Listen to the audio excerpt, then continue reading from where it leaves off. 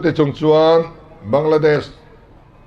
Prime Minister Tunat Lata Khan, Mizoram Chief Minister Pulaldu Omahian,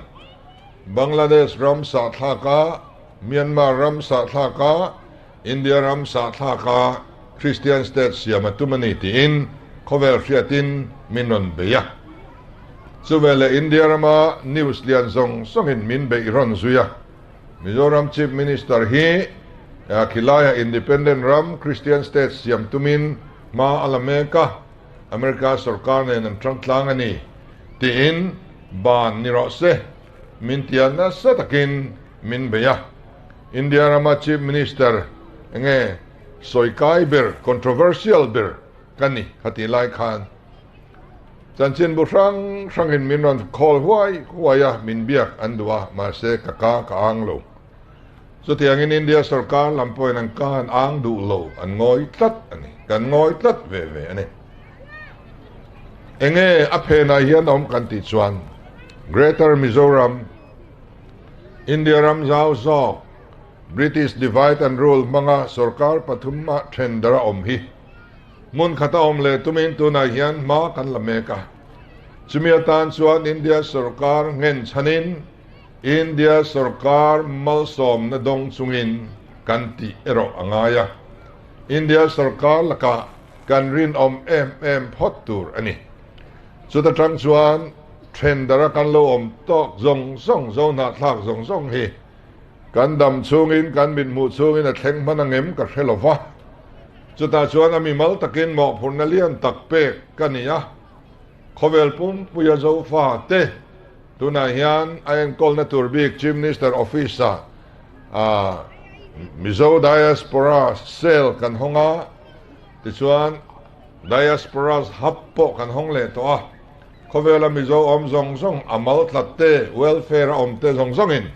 internet mga minon po zong zong na turin harsan na tok te po kan pui zong zong na turin tiang chu kan siama tisuan Kovel pumazo fa na thak zong zong te Rorel na khata kanom khom le thene tura hian ami mal takin ka mo phur na hi arit ema in mi tong trai pui po ka du le ani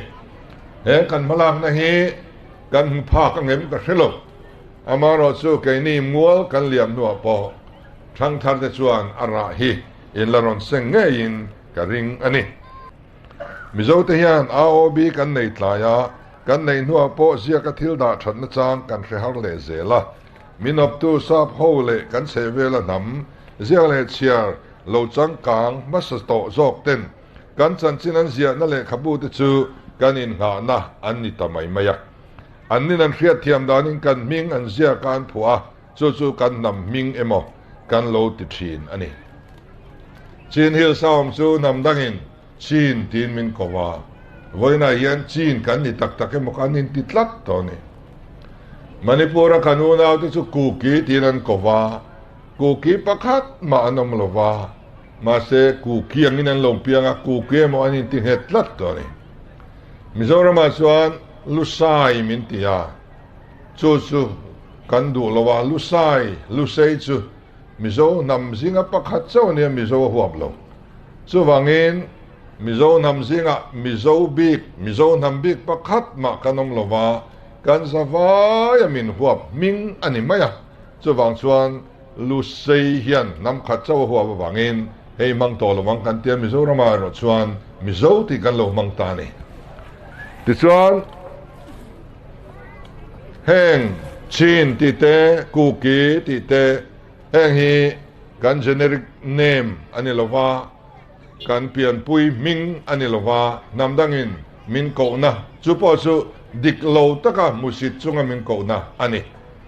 chuwag eng tika moi chuan kan nam pumina kan in trom te nomenclature te hi lungrual takin kan nei hun ala thlen hi karing tlata